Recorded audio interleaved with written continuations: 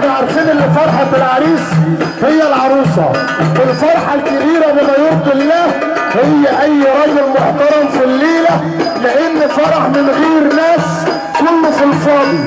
الراجل الجدع اللي جنبه راجل جدع يسمع الراجل الجدع ده السقفة وهو قاعد.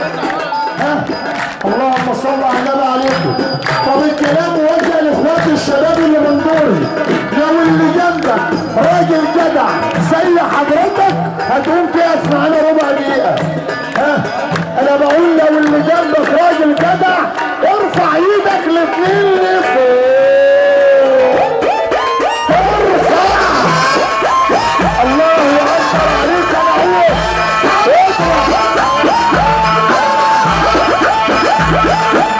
عشان العريس هم العريس، العروسة هم العروسة.